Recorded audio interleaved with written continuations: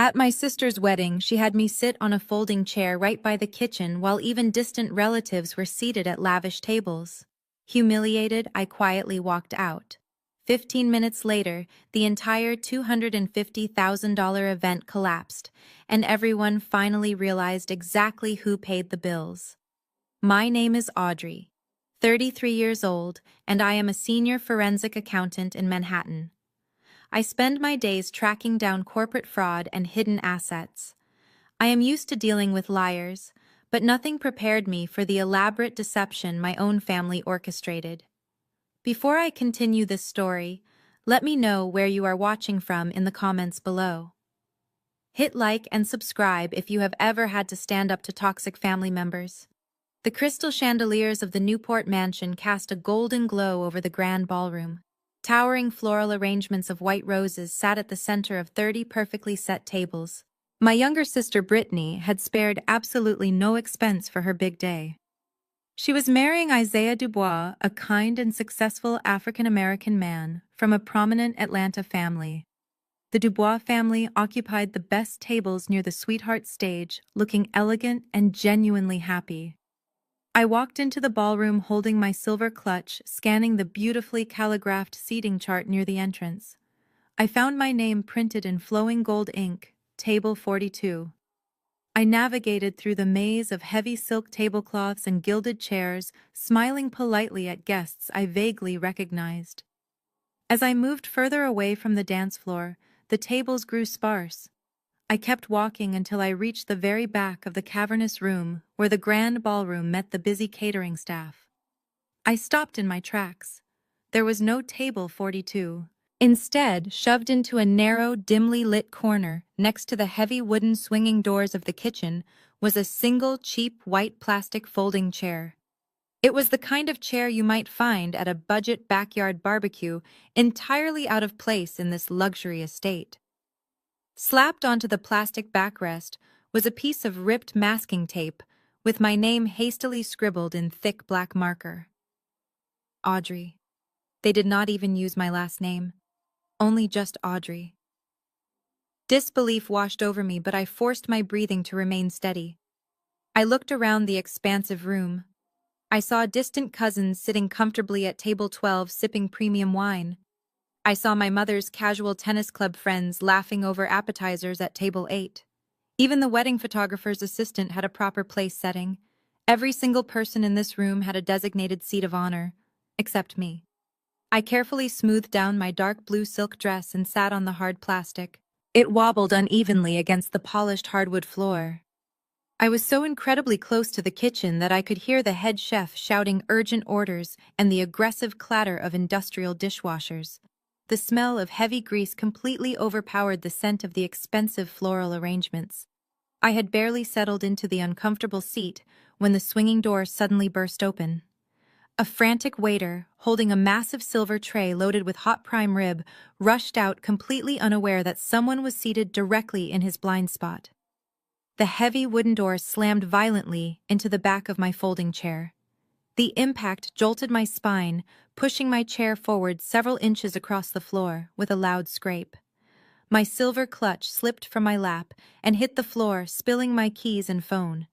The waiter gasped loudly, apologizing profusely as he struggled desperately to balance the heavy tray. Several guests at the nearest tables turned their heads, their eyes wide as they watched the humiliating spectacle unfold. I could feel their pity burning into the side of my face as I sat there in the shadows. I calmly told the terrified young waiter that it was not his fault at all. I bent down, gathered my scattered belongings, and sat back up with perfect posture. The sharp physical pain radiating between my shoulder blades was absolutely nothing compared to the intentional insult my family had just delivered. I am a highly successful professional. I manage complex multi-million-dollar corporate accounts and lead a team of brilliant financial investigators. Yet in the eyes of my parents and my sister, I was not even worth the rental cost of a standard banquet chair. They fully expected me to sit by the kitchen and quietly watch Brittany pretend to be a wealthy heiress. But as I sat there on that flimsy plastic chair, my analytical mind was quietly calculating the exact moment I would execute the financial ruin they had blindly brought upon themselves.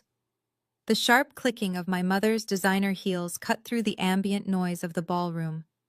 I briefly thought she had seen the waiter hit me and was coming to check on my spine, which was currently throbbing with dull pain. I should have known better.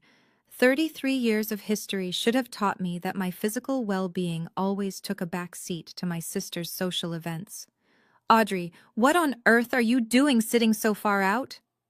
You are practically blocking the catering staff, my mother hissed, keeping her voice low so the Dubois family would not hear. Move your chair closer to the wall. You are in the way. She did not ask if I was okay. She did not ask why her eldest daughter was seated on a piece of plastic next to a kitchen door. Her only concern was the seamless flow of the expensive prime rib to the VIP tables. I looked up at her perfectly powdered face. She was wearing a custom silver gown that she had boasted about for months, claiming she bought it with her hard-earned savings. I knew for a fact that the gown was charged to the exact same stolen account that paid for the orchids on the tables. My mother did not even wait for my response. Her eyes immediately darted across the massive ballroom, locking onto Brittany. My sister was standing near the sweetheart table, surrounded by her bridesmaids, laughing loudly. Even from 50 feet away, my mother noticed a slight imperfection. Brittany's custom cathedral-length veil was slightly off-center. Without looking at me, my mother began giving me instructions while her entire focus remained fixated on her golden child. You need to fix your face, Audrey, she muttered aggressively, smoothing out an invisible wrinkle on her own dress. You are sitting there, glaring at everyone and completely ruining the aesthetic of the background. The videographer is going to pan the room during the toasts, and we cannot have you looking miserable in the background of Brittany's luxury wedding film. Smile, or at least pretend you are happy for your sister for once in your life. Pretend I am happy. It was the exact same phrase she used when I was 18, and she forced me to hand over my college savings account to pay for Brittany's prestigious cheerleading camp. Back then, I was a naive teenager who thought sacrificing my own needs would finally earn my mother's love. Now I was a senior financial investigator who recognized a terrible return on investment. The irony of her demanding I protect the aesthetic of a wedding funded entirely by felony identity theft was almost too much to bear. I took a slow, deep breath to steady myself. I am sitting exactly where the seating chart directed me. Mom, I replied, my voice dangerously calm and even. If you wanted me out of the videographer's panning shots, you should have placed my name tag in the coat closet. My mother finally snapped her attention back to me, her eyes narrowing into angry slits. She leaned in close, bringing the overpowering scent of her expensive French perfume into my cramped space. Do not start your cynical attitude today, Audrey. We put you here because we know how socially awkward you get around successful people. Isaiah's family is high society. We cannot risk you embarrassing us with your depressing corporate talk or your cheap outfits. Just stay out of the way. I looked down at my dark blue silk dress. It was a tailored designer piece that cost more than my mother's entire monthly mortgage payment. But because it did not have a flashy, recognizable logo plastered across the chest, my mother deemed it cheap. To her, wealth was about screaming your status to the world. To me, wealth was about quiet power and impenetrable financial security. She reached out and roughly adjusted the collar of my dress, treating me like a stubborn prop that refused to stay in its designated spot. I gently but firmly swatted her hand away. The sudden rejection shocked her. In her world, I was supposed to take the scolding and shrink further into the shadows. Do not touch me, I said quietly. Her face flushed with indignation. You are incredibly ungrateful, she whispered sharply. Your sister worked tirelessly to create this perfect evening. The least you could do is show some gratitude and blend in. Now I have to go fix Brittany's veil before the first dance. Do not make me come back here. I watched her spin around and march back toward the center of the room, completely oblivious to the ticking time bomb she had just defended. She approached Brittany, fussing over the delicate lace. They smiled brightly as the wedding photographer snapped a quick, beautiful family photo. The wait was almost over. The wait was almost over. I sat back on the flimsy plastic chair, feeling the hard metal frame press against my shoulder blades. Across the ballroom, the photographer lowered his camera, and my mother let out a loud, theatrical sigh of satisfaction. She turned to walk back to her seat, but her path was intercepted. Mrs. Dubois, Isaiah's mother, was gliding across the polished floor. Mrs. Dubois was a vision of understated elegance. She wore a tailored emerald green evening gown that flowed gracefully with her every step. Her silver hair was styled perfectly, and she carried an aura of quiet, commanding authority. She came from a long line of prominent doctors and judges in Atlanta. Her family possessed generations of wealth and education, yet she never felt the need to flaunt it loudly. I respected her immensely. As she approached my mother, they exchanged warm pleasantries. But Mrs. Dubois had sharp eyes. Her gaze drifted past my mother's overly sprayed hair and landed directly on me, sitting in the shadows by the kitchen doors.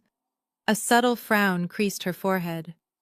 I could see the confusion in her posture. She gracefully linked her arm through my mother's and gently guided them both toward my dark corner. Cynthia. "Dear Mrs. Dubois," said her tone polite, but clearly questioning. "I was hoping to see Audrey closer to the family tables. Is there a problem with the seating arrangements over here? Why on earth is she seated next to the service entrance?" My mother froze for a fraction of a second. I watched her muscles tense.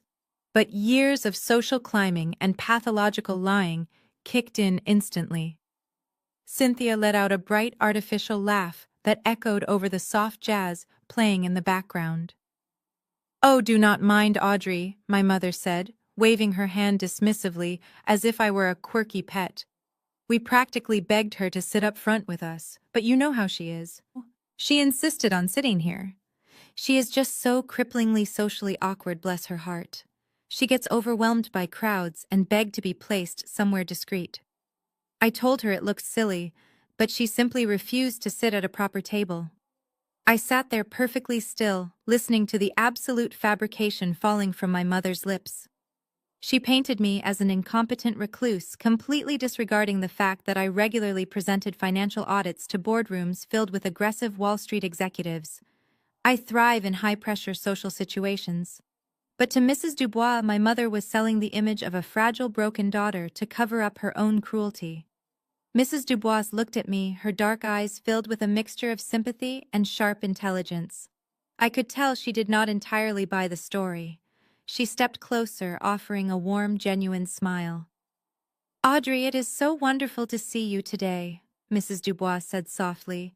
"You look absolutely stunning in that blue silk. If it gets too loud back here with the kitchen staff, please know there is an empty seat next to my sister at table 4. You are always welcome with us." Her kindness was a stark contrast to my own family's toxicity. I returned her smile, ensuring my voice was steady, confident, and perfectly articulate. "Thank you, Mrs. Dubois," I replied smoothly. "You look magnificent as well. I appreciate the offer, but I assure you I am exactly where my family wants me to be right now.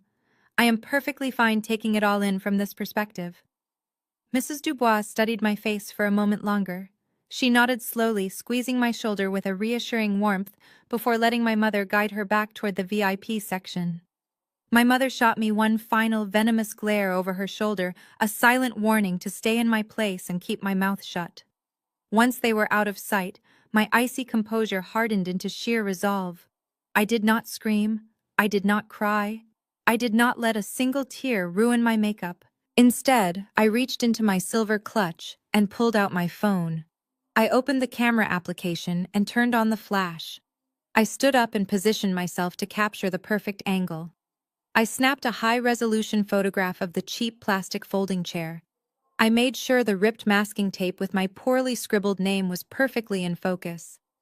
In the background of the image, I captured the heavy metal swinging doors of the kitchen and a busboy pushing a cart of dirty dishes. Click. This single photograph was not just a memory of my humiliation. It was the first piece of undeniable evidence. I put my phone away and walked toward a half-empty table across the beautifully decorated grand room. I carried the plastic folding chair by its cold metal frame, navigating very carefully through the dense maze of elegantly dressed guests and rushing waiters. Table 26 was designated for distant business associates of my father's firm. There were 3 completely empty seats. The guests there were already engaged in deep conversation over their wine glasses, paying absolutely no attention to me. I reached the edge of the table and prepared to set my chair down. Before the plastic legs could even touch the thick carpet, I heard the heavy, aggressive rustle of silk rushing up behind me. A hand clamped down hard on my wrist. The manicured nails dug sharply into my skin. I turned my head and found myself looking directly into the furious face of the bride. Brittany had practically sprinted across the ballroom, abandoning her adoring bridesmaids to stop me. Her chest was heaving under the structured bodice of her gown. Up close, the facade of the blushing bride completely dissolved. Her eyes were wide with panic and rage. Her jaw was tightly clenched. "What do you think you are doing, Audrey?" She hissed, her voice a harsh, aggressive whisper designed to evade the ears of the Dubois family. I looked down at her hand gripping my wrist and then back up to her face. "I am moving my seat to a table with empty spaces," I replied calmly, keeping my voice entirely neutral.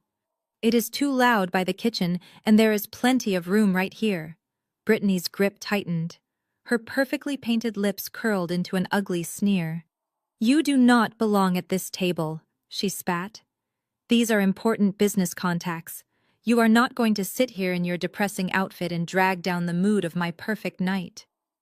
I glanced at her custom cathedral lace veil and the elaborate diamond earrings sparkling in the ballroom light. It took every ounce of my professional self-control not to laugh out loud right then and there. She was standing there lecturing me about belonging and status while wearing hundreds of thousands of dollars in stolen luxury. She was a hollow shell of entitlement, demanding respect she had never earned. "Let go of my arm, Brittany," I said, my tone dropping an octave, holding a quiet but absolute warning. She snatched her hand back immediately. She stepped directly into my personal space, using the massive skirt of her wedding dress to physically block me from the table. "I did not even want you here today," she sneered, her true feelings finally spilling out. "You are always so judgmental. You always act like you are smarter and better than everyone else, just because you live in Manhattan and work in a glass tower. I told Mom to leave you off the guest list completely. But she said it would look bad to Isaiah's family if my only sister did not show up. So she made me invite you." I stared at her, letting her words hang in the air between us. She was 28 years old, but she sounded exactly like the spoiled teenager who used to throw tantrums when my parents refused to buy her a new car. She had not grown up. She had simply found more expensive toys and more dangerous ways to acquire them. "You are a prop, Audrey," she continued, her voice dripping with venom. "You are here to make my family look normal and supportive. That is it. So you are going to pick up that ugly chair, walk back to your designated corner, and sit quietly until the cake is cut. Sit in your corner or get out. I do not care which one you choose, but you are not ruining my wedding." The sheer audacity of her demands echoed in my mind. She wanted me to sit in the shadows like a grateful peasant while she paraded around on my credit score. The golden child was used to getting her way through intimidation. My parents had always rewarded this exact behavior. They always forced me to yield to her demands to keep the peace. But tonight, there would be no peace. I looked past her shoulder and saw Isaiah standing near the sweetheart table watching us. He could not hear the conversation, but he looked concerned by Brittany's aggressive body language. I made direct eye contact with him, giving him a brief, reassuring smile, before turning my attention back to my furious sister. I slowly picked up the plastic chair by its frame, feeling the cold metal against my palm. "Okay, Brittany," I said softly, my voice devoid of any anger or hurt. "If that is truly what you want, I will go. I will not ruin the aesthetic of your flawless evening." I turned my back on her, leaving her standing there in her stolen gown. I carried the plastic chair back across the sprawling ballroom. The music had transitioned into an upbeat jazz number, and the dance floor was slowly filling with happy couples. I navigated through the crowd, my head held high, completely ignoring the sideways glances from my relatives. I reached my designated corner by the swinging kitchen doors and set the chair down with a quiet thud. I was fully prepared to sit down and wait for the perfect moment to execute my plan. But the universe had one final test for me to ensure my conscience was completely clear. My father Richard materialized from the shadows near the bar. He was wearing a custom-tailored tuxedo that looked slightly too tight around his waist. His face was flushed red, likely from the expensive scotch he had been drinking since the cocktail hour. He marched directly toward me, his jaw set in a hard line. I stood up straight, bracing myself for whatever lecture he was about to deliver. My father had always been a man who measured love in dollars and cents. He constantly complained about the cost of raising me while simultaneously funding Brittany's extravagant lifestyle without a second thought. "Audrey," he began, his voice thick with irritation, "your mother just told me you were trying to infiltrate the corporate tables. What is wrong with you? Do you have any idea how much pressure I am under tonight? This event is the pinnacle of our social standing and you are treating it like a joke." I looked at him calmly. "I was simply trying to find a seat where I would not be hit by the catering staff, Dad," I replied. "But do not worry. Brittany already put me in my place. I am staying right here." He let out a harsh scoff, running a hand through his thinning hair. "You always have an excuse, do you not? You always have to make everything about you. Do you know how much this wedding cost us?" He leaned in closer, lowering his voice to an aggressive hiss. $250,000, Audrey. We poured our entire life savings into making sure your sister had the wedding of her dreams. And you could not even be bothered to bring a gift." I stared at him, letting the sheer hypocrisy of his words wash over me. He genuinely believed he had paid for this event. He had no idea that the credit card holding the deposit, the flowers, the open bar, and the very tuxedo he was wearing was registered under my social security number. I remained silent, letting him dig his own grave. He reached into his tuxedo jacket pocket. He pulled out a worn leather wallet and aggressively slid out a crisp $100 bill and a $50 bill. He practically shoved the money into my hand, but I refused to take it. The bills fluttered down, landing on the small cocktail table next to my plastic chair. "Pay for your plate, Audrey," he sneered, his eyes full of contempt. "That is the exact cost of the catering per person. Since you decided to show up empty-handed and complain about the seating arrangements, the least you can do is cover your own meal. Do not be a freeloader today of all days. Show some respect for the sacrifices this family has made for you." That was the breaking point, the ultimate catalyst, the final confirmation I needed. I had spent 2 months agonizing over whether I should expose my sister. I had wondered if destroying her wedding would make me the villain. I had hoped that maybe my parents would show me a shred of basic decency today.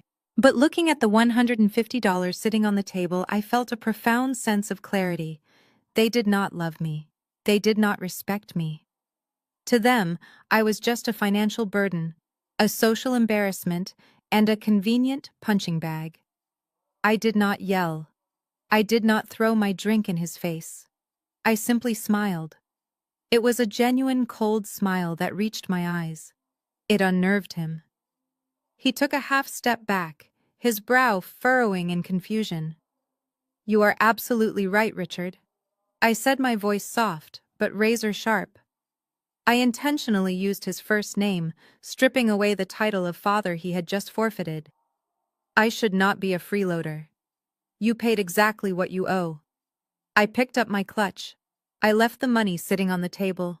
Without another word, I turned and walked straight out the heavy side doors of the ballroom, stepping into the cool night air. The wait was over. The cool Rhode Island night air felt like an absolute blessing against my heated skin. The heavy thumping of the wedding band faded into a dull rhythm as I walked across the manicured gravel path toward the sprawling parking lot. Valet attendants stood by the grand entrance, but I bypassed them entirely. I walked past rows of rented luxury vehicles, shiny sedans and SUVs leased just for the weekend, to maintain the illusion of wealth for the Dubois family. I kept walking until I reached the secluded back section of the lot where I had parked. I pressed the button on my key fob. The sleek headlights of my charcoal gray Porsche Panamera flashed twice in the darkness. I slid into the driver's seat. The rich scent of premium leather enveloped me instantly. I closed the heavy door, shutting out the rest of the world completely. The cabin of my car was practically soundproof. I leaned my head against the steering wheel for just a fraction of a second, letting the adrenaline of the confrontation settle in my chest. Then I reached into the passenger footwell and lifted my heavy leather briefcase onto my lap. I unzipped the bag and pulled out my encrypted work laptop. It was a high-performance machine issued by my firm, equipped with military-grade security software. As the screen illuminated my face in the dark cabin, I typed in my complex alphanumeric password. My family had spent the last decade assuming I was a struggling corporate drone barely scraping by in an overpriced city. They thought my quiet demeanor meant I was weak and unsuccessful. They had no idea what a senior forensic accountant actually does. I do not just balance ledgers or file taxes for small businesses. I hunt financial criminals for a living. I track down offshore accounts, expose shell companies, and dismantle massive corporate fraud syndicates across Manhattan. I spend my days unraveling the lies of ruthless executives who think they are untouchable. I have testified in federal court cases where millions of dollars were at stake. My entire career is built on finding the truth hidden beneath layers of deceit and manipulation. Dealing with a spoiled 28-year-old bride was practically child's play compared to my daily workload. The desktop loaded smoothly. I bypassed my active corporate client files and clicked on a heavily encrypted personal folder. Hidden deep within my hard drive, I entered a second administrative password. The folder opened, revealing a meticulously organized digital dossier. The title of the master file was written in bold white letters across the screen. Brittany Wedding Fraud. I clicked on the first subfolder labeled Financial Statements. Rows of pristine documents populated the screen, showing every stolen cent. Next to it was a folder titled Geo-Tracking. Beside that was a folder containing high-resolution security camera stills. I had spent the last 2 months applying my aggressive professional skill set to my own blood relatives. Every single digital footprint my sister had left behind was currently glowing brightly on my screen. It was almost pathetic how sloppy she had been. Professional criminals usually try to cover their tracks using complex wire transfers or offshore accounts. Brittany had committed her crimes from her own apartment using standard residential internet. She left a trail of digital evidence so wide and obvious that an entry-level intern could have easily built the entire case. But she felt completely safe because she thought I was incredibly stupid.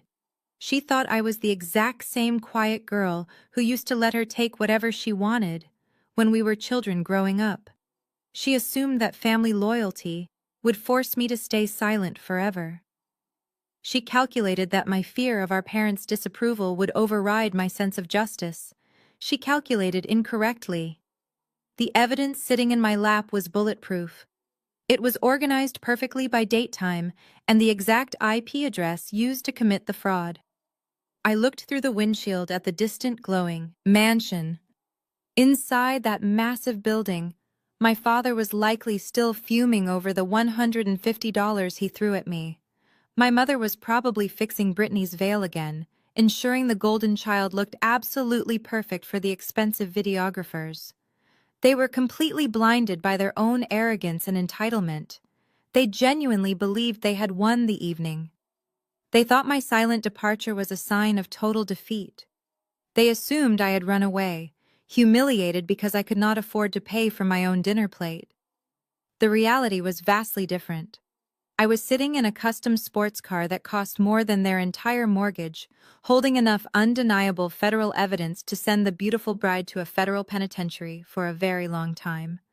Penitentiary for a very long time. I reached out and clicked on the primary PDF file, named Initial Approval. The screen instantly populated with the digitized image of an exclusive Black American Express invitation. 3 months ago, this heavy matte black envelope was mistakenly delivered to my parents' suburban home. I had updated my mailing address when I moved to my new luxury condo in the city, but a few legacy financial mailers still occasionally slipped through the cracks. My mother usually tossed my mail in a shoebox in the garage, but Brittany had found this one. The Dubois family came from generations of prominent doctors and established wealth. Isaiah was incredibly grounded and never cared about status. But Brittany was deeply intimidated by his family tree. She desperately wanted to present herself as an equal. She wanted a royal wedding to prove she belonged in their elite social circle.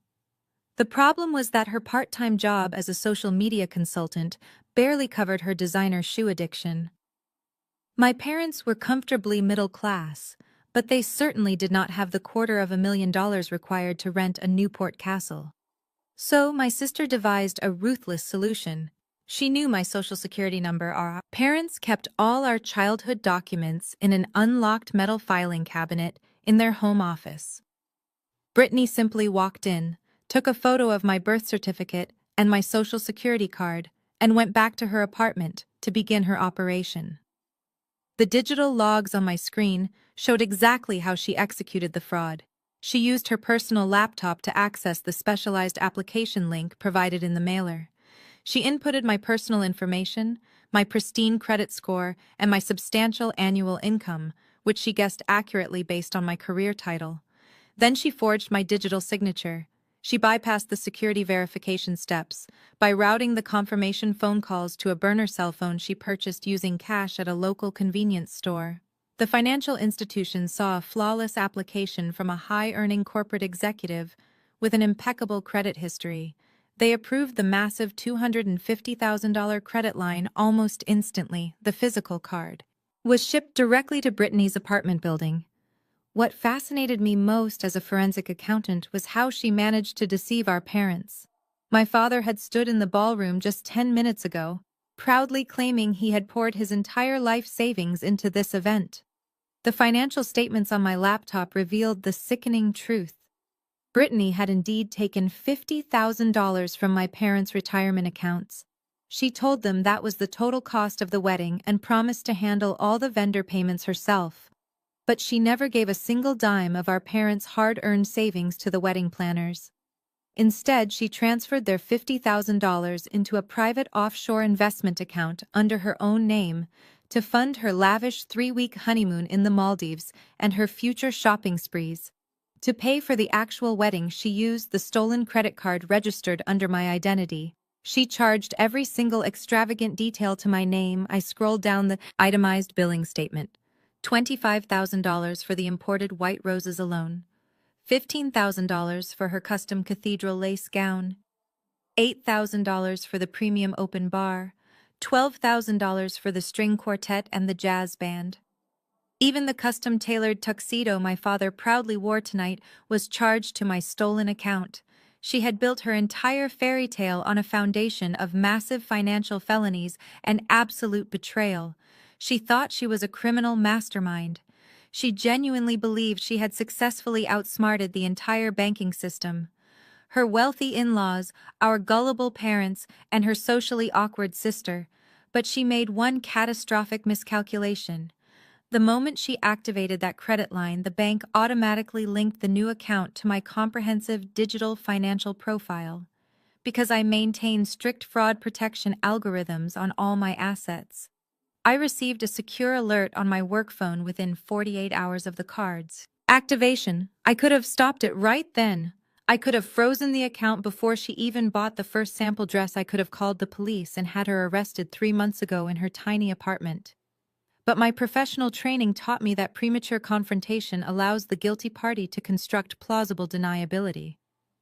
If I confronted her early, she would have cried to our parents, claimed it was a complete misunderstanding, and somehow manipulated the situation to make me look like the jealous villain I needed, airtight, undeniable proof of her malicious intent, and I wanted to see exactly how far she would actually dare to go. For exactly 60 long days, I sat on this explosive secret. 60 days of watching my mother post endless updates on social media about the lavish preparations. 60 days of listening to my father brag to his golf buddies about how he was sparing no expense for his little girl's perfect day. 60 days of Brittany, ignoring my text messages unless she needed to ask what color dress I was wearing, so I would not clash with her carefully curated bridesmaids. It was a surreal psychological experiment. I was funding the entire grand illusion, but I was treated like an unwanted interloper who was barely tolerated. My colleagues at the firm thought I was crazy when I casually mentioned what I was monitoring on my personal time. They urged me to file the police report immediately. They warned me about the immense liability of letting $250,000 in fraudulent charges accrue. But they did not understand the complex, toxic dynamics of my family. I did not just want to stop the fraud. I needed absolute permanent closure to finally move on with my own life, free from their constant manipulation. I needed to know beyond a shadow of a doubt that I was making the right decision by destroying her life. I told myself that today would be their final test. If I had walked into that magnificent ballroom and found a real seat waiting for me, if my mother had smiled at me with genuine warmth instead of aggressively scolding me for ruining the visual aesthetic of the room, if my father had simply hugged me instead of arrogantly demanding payment for a plate of food I had not even touched, if Brittany had shown even a tiny fraction of sisterly affection, instead of treating me like a peasant trespassing in her rented castle, if they had shown me just one single ounce of basic human dignity, I might have handled this entirely differently. I might have quietly paid off the massive debt myself, absorbed the financial blow, and simply walked away from them forever without pressing federal charges. I was desperately looking for a single reason to show them mercy, to pretend we were a real family, just for one night. But the universe has a funny way of giving you exactly the agonizing clarity you ask for. They did not give me a reason to show mercy. They gave me a cheap, wobbling plastic folding chair shoved into a dark corner next to the heavy swinging doors of a greasy kitchen. They gave me a ripped piece of sticky masking tape instead of a beautifully calligraphed name card, like everyone else. They gave me a furious lecture about my wardrobe and a $150 bill aggressively dropped onto a cocktail table. That was their definitive answer, delivered without a single ounce of hesitation or remorse. That was the total sum of my worth in their greedy eyes. They wanted the luxurious benefits of my hard-earned success, without ever acknowledging my humanity or my presence. As I sat in the quiet, soundproof sanctuary of my sports car, I felt the last remaining threads of familial obligation completely snap. I was no longer the disappointing older daughter seeking their elusive approval. I was a highly trained senior financial investigator, looking at a cut-and-dry case of felony wire fraud and identity theft. The heavy psychological weight I had been carrying around for 2 long months instantly vanished into the cool night air. It was entirely replaced by a cold, calculating precision that I usually reserved for hostile corporate takeovers. I closed the primary evidence folder on my desktop and opened my secure encrypted internet browser. The trap was officially sprung, and there was absolutely no going back now. I took a slow sip of my bottled water, letting the cool liquid soothe my dry throat, while I mentally prepared for the imminent explosion. The digital dashboard clock glowed brightly in the dark cabin, indicating it was exactly 8:30 in the evening. Inside the massive venue, the fresh salads were likely being cleared away, and the expensive main courses were about to be served to the guests. The premium open bar would be in full swing, serving top-shelf cocktails charged directly to a credit card that was about to be completely obliterated. I positioned my fingers perfectly over the glowing laptop keyboard. It was finally time to pull the plug on Brittany's $250,000 fairy tale fantasy and force them all to face reality. I opened the direct digital portal to the elite fraud division of my credit card issuer and took one final deep, steadying breath before typing. The twisted little family game was finally over. Instead of using the web portal to finish the process, I picked up my phone. I dialed the dedicated priority hotline for American Express Elite Services. The system bypassed the waiting queue. The phone rang only twice before a live agent picked up. "Good evening, you have reached the Executive Client Division. My name is David. I projected absolute corporate authority. Hello, David. My name is Audrey. I need to report a severe case of identity theft and execute an immediate hard freeze on an unauthorized credit line recently opened in my name. I provided my secure PIN and account number. I heard rapid typing on his end. Ms. Audrey, I see the account right here. David said, his tone instantly shifting to high alert. This black tier line has a balance of $250,000. It is currently being actively charged at a private event venue in Rhode Island. Are you confirming these charges are unauthorized? Yes, I am confirming, I replied sharply. My sister forged my digital signatures and bypassed your security protocols using a burner phone. I have compiled the complete digital dossier of her fraudulent activities, including IP addresses and bank security camera footage, which I will be submitting directly to your Federal Fraud Division tomorrow morning. For now, I need you to freeze the account immediately, shut down all payment processing capabilities, and flag the entire outstanding balance as an active criminal fraud investigation. Understood, David said, his voice tight with professional urgency. I am permanently locking the card right now. Any pending authorizations will be aggressively rejected by our system. The physical card is now officially dead and entirely useless. You will absolutely not be held liable for these fraudulent charges, Ms. Audrey. Our internal investigation team will reach out to you first thing Monday morning to collect your evidence files. I thanked David for his rapid assistance and ended the call. The very first domino had just been forcefully pushed over. The $250,000 lifeline keeping my sister's lavish fantasy afloat was permanently severed. But I was not quite finished with my work. The credit card company would automatically decline any new charges, but the venue management might not actually realize it until the end of the night, when they attempted to process the final catering invoice. I wanted the explosion to happen right now, while the wealthy guests were still eating their stolen prime rib, and my mother was still proudly adjusting that stolen custom lace veil. I opened my internet browser and searched for the direct contact number for the Newport Mansion's corporate management office. I dialed the local Rhode Island area code. A receptionist answered quickly over the loud ambient noise of the busy catering kitchens. Newport Castle Events Management. How can I help you? I need to speak to the general manager on duty immediately, I said, my voice demanding absolute compliance. This is an extremely urgent financial matter regarding the Dubois wedding currently taking place in your grand ballroom. The receptionist hesitated for a second before transferring my call. A deep voice answered a moment later. This is Gregory, the general manager. How can I help you tonight? Gregory. My name is Audrey, I said clearly. I am the legal name on the American Express card currently being used to underwrite the entire Dubois wedding tonight. Gregory sounded relieved. Ah, yes, Ms. Audrey. We were just about to run the final authorization for the premium open bar and the overtime staff charges. Is there an issue with the bank? Yes, Gregory, there is a massive issue, I replied, my tone turning razor sharp. That credit card was opened using a stolen identity. My sister committed felony wire fraud to secure that massive credit line. I just got off the phone with the Elite Fraud Division, and they have successfully executed a hard lock on the account. If you attempt to run that card tonight, it will be instantly declined as active criminal fraud. There was a stunned, terrifying silence on the other end of the line.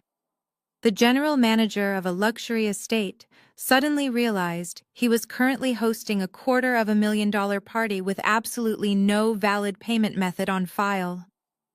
Excuse me, Gregory stammered, his professional composure completely shattering. Are you telling me that the wedding happening right now in my ballroom is entirely unfunded? That is exactly what I am telling you, Gregory, I said smoothly, looking through the windshield at the glowing mansion. I highly suggest you go out there and ask the bride for a different form of payment immediately, because the bank is not giving you another dime. Good luck.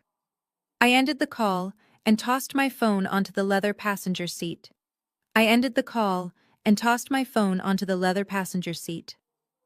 The screen of my laptop was still glowing brightly in the dark cabin of my car. I moved my hands back over the keyboard and opened a new secure browsing window. I typed in the web address for the Internet Crime Complaint Center. It is the official federal portal operated by the Federal Bureau of Investigation used specifically to track and prosecute high-level cybercrimes and wire fraud. As a forensic accountant, I am extremely familiar with this database. Usually I am uploading massive corporate ledgers outlining millions of dollars embezzled by greedy executives. Tonight I was uploading the details of my own sister. The portal loaded, displaying a stark government warning about the severe penalties for filing false federal reports. I did not hesitate for a single second. I clicked on the button to start a new criminal complaint. The first section required the victim's information, so I inputted my own legal name and contact details. The second section required the subject's information. I carefully typed in Brittany's full legal name, her current residential address, and her personal cell phone number. Then came the evidence upload section, which was my professional specialty. I attached the PDF files containing the forged credit card applications. I uploaded the network logs, clearly showing that the digital signatures were executed directly from the IP address registered to Brittany's apartment.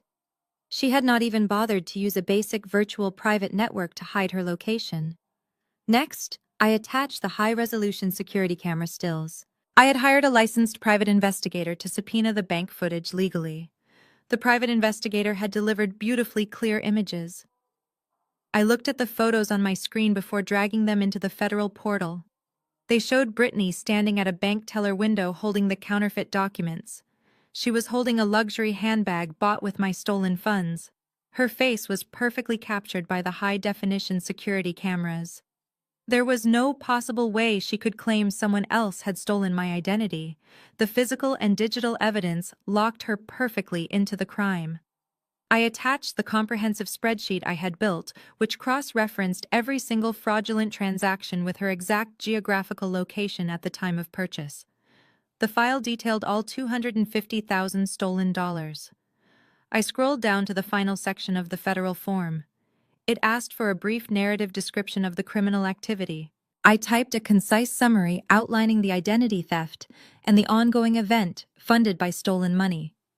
I read through the entire complaint one last time to ensure absolute accuracy. My professional reputation demanded perfection even when destroying my own family. Everything was flawless. I moved my cursor over the bright blue submit button at the bottom of the screen. For a fraction of a heartbeat, I thought about my parents. I thought about the tears and the screaming that would inevitably follow. Then I remembered the wobbling plastic folding chair shoved against the kitchen doors and the $150 my father threw at me. I pressed down on the trackpad. Click. The screen refreshed, displaying a confirmation page with an official federal case number. The trap was fully closed. The digital files were currently routing directly to federal agents who would open the case file first thing Monday morning. I closed the laptop, shutting down the glowing screen and plunging the cabin of my car back into comfortable darkness. I placed the heavy machine back into my leather briefcase. I reached down and pulled the lever on the side of my seat. The expensive leather seat smoothly reclined backward, giving me a perfect view of the sprawling Newport mansion through the panoramic sunroof. I reached into the center console and pulled out a bottle of cold, sparkling water. I twisted the cap off, hearing the sharp hiss of carbonation. I took a long, slow sip, letting the cold liquid wash down my throat. I felt incredibly relaxed. The tension in my shoulders was completely gone. I rested my head back against the soft headrest and watched the grand ballroom windows from a distance. The warm golden light from the crystal chandeliers spilled out onto the manicured lawns. I saw the guests dancing and laughing, completely unaware that their financial ground had just evaporated. The general manager was likely sprinting down the hallways right now, desperately trying to figure out how to handle the massive crisis. The shockwave was already traveling through the building. It would start at the management office, then hit the catering staff, then crash directly into the VIP tables. I took another long, slow sip of water and waited for the music to stop. Inside the grand ballroom of the Newport mansion, the atmosphere was absolutely intoxicating. 300 elegantly dressed guests were completely oblivious to the digital execution that had just taken place out in the parking lot. The energy in the room was at its absolute peak. Waiters in white uniforms glided between tables, carrying silver trays loaded with premium imported champagne. The scent of white roses filled the air, mingling with the aroma of roasted prime rib being served to the VIP tables. At the center of it all, Brittany was holding court. She stood near the edge of the polished wooden dance floor, radiating an aura of total triumph. Her custom cathedral lace veil cascaded perfectly behind her as she laughed loudly at a joke made by one of Isaiah's groomsmen. In her mind, she had already won. She had successfully bullied her older sister into leaving, thereby removing the only visual reminder of her actual middle-class reality. She believed her dark secret was perfectly safe. She took a delicate sip of her expensive champagne, genuinely believing she had successfully bought her way into high society permanently. Nearby, my parents were actively playing their chosen roles. Richard stood near the premium open bar, holding a glass of top-shelf scotch that he confidently believed he had paid for. He was engaged in an animated conversation with Isaiah's uncle, loudly discussing the stock market and pretending to possess a vast portfolio of diversified assets. Cynthia was seated next to Mrs. Dubois, enthusiastically detailing the imaginary historical significance of Brittany's wedding dress design. My mother was completely in her element, basking in the reflected glow of the Dubois family's established wealth. They were all performing their parts flawlessly in a play funded entirely by stolen money. Then the beautiful illusion began to fracture. It did not happen with a massive explosion or a dramatic scream. It started with a subtle but deeply unsettling shift in the environment. On the raised mahogany stage, the live string quartet was in the middle of a sweeping romantic melody. Suddenly, the lead violinist lowered his bow, his brow furrowing in deep confusion. A man in a dark suit, the events coordinator, had just walked briskly onto the stage and whispered frantically into the musician's ear. One by one, the cellist and the viola player stopped playing. The beautiful music simply bled out, leaving a jarring hollow silence in its wake. Before the guests could fully process the sudden lack of music, the visual atmosphere violently shifted. The massive crystal chandeliers suspended from the vaulted ceiling abruptly dimmed by 50%. The warm, romantic golden glow was instantly replaced by the stark, flat emergency lighting of the perimeter wall sconces. The ballroom suddenly looked less like a fairy tale castle and much more like a massive, empty warehouse. The carefully curated aesthetic that my mother had obsessed over was entirely destroyed in a matter of seconds. A collective wave of confusion washed over the 300 guests. Low murmurs began to ripple across the beautifully decorated tables. People lowered their champagne flutes and looked around nervously, checking their expensive watches. They whispered to each other, wondering if it was a planned theatrical moment for the bride's first dance, or a sudden power failure. But the most alarming shift happened at the back of the room near the exact corner where they had placed my plastic folding chair. The heavy wooden swinging doors of the catering kitchen, which had been in constant chaotic motion all evening, suddenly slammed shut. A loud, heavy metallic click echoed from the doors, indicating the deadbolts had been thrown from the inside. The steady flow of prime rib and roasted vegetables completely stopped. The waiters who were currently on the ballroom floor suddenly stopped serving. They looked at each other in obvious confusion as their hidden earpieces crackled with urgent instructions from management. Without a single word of explanation to the hungry guests, the entire waitstaff turned around, leaving half-empty trays on the tables, and marched out the side exits of the ballroom. Brittany noticed the waiters leaving, and her triumphant smile instantly vanished. Her perfectly powdered face contorted into a mask of pure aristocratic annoyance. She firmly believed this was simply a technical glitch or an incompetent vendor ruining her flawless timeline.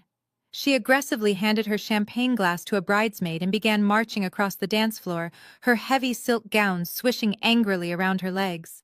She was preparing to scream at the nearest staff member and demand that the lights be turned back on immediately.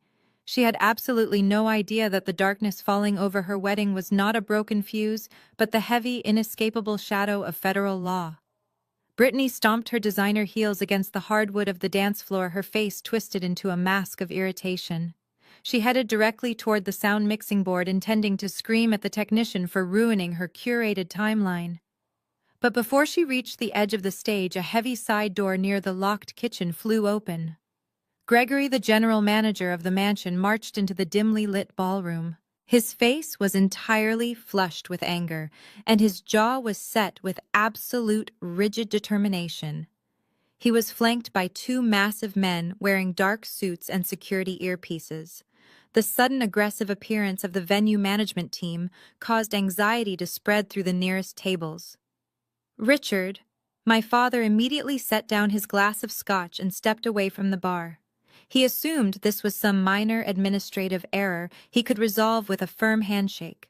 He began walking toward Gregory, prepared to play the role of the wealthy patriarch protecting his daughter's evening. But Gregory completely ignored my father. He bypassed the angry bride and walked straight up the short steps onto the mahogany stage. He stepped in front of the confused string quartet and grabbed the microphone directly from the silver stand. A sharp, piercing squeal of audio feedback echoed through the cavernous room, forcing several guests to cover their ears. The agonizing sound effectively silenced the remaining murmurs in the crowd. 300 pairs of eyes instantly locked onto the furious general manager. Gregory took a deep breath, his voice booming through the massive speakers and echoing off the vaulted ceilings.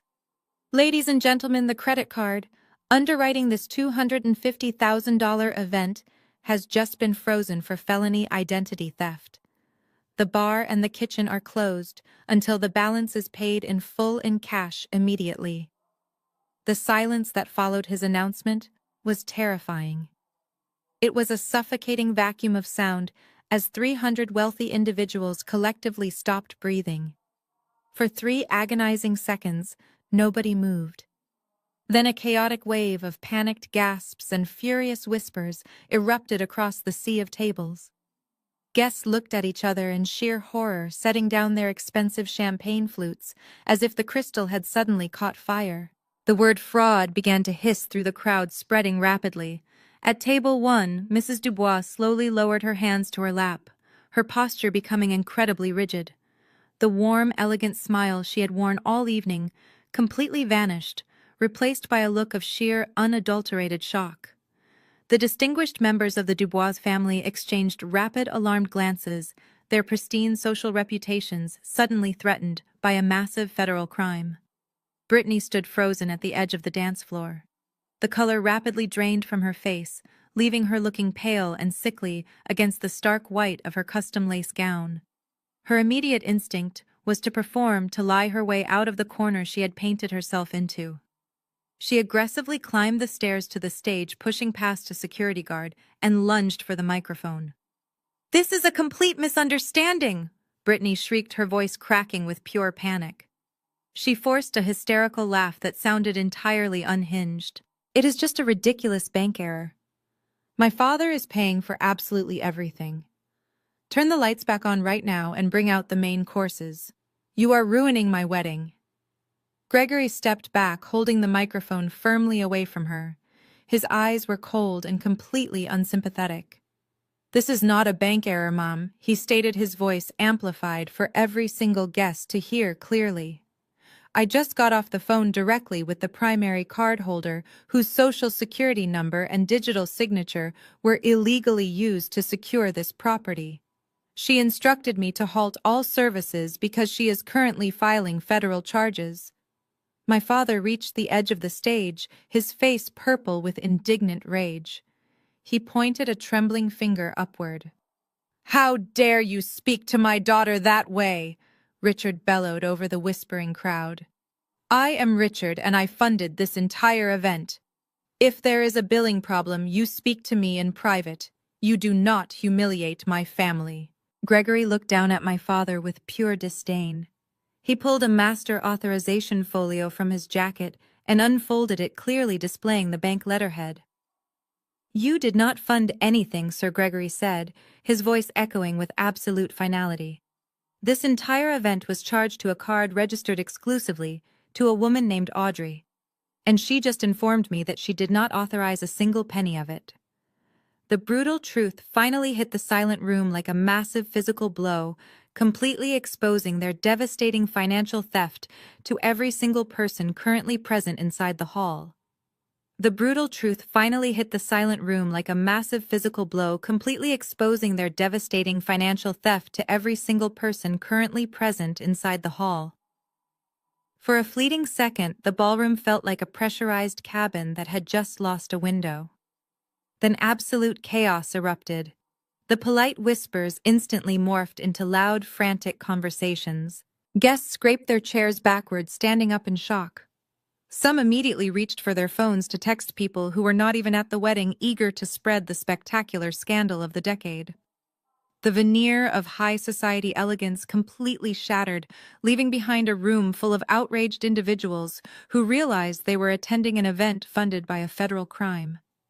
Richard stared at the bank authorization folio in Gregory's hand as if it were a venomous snake.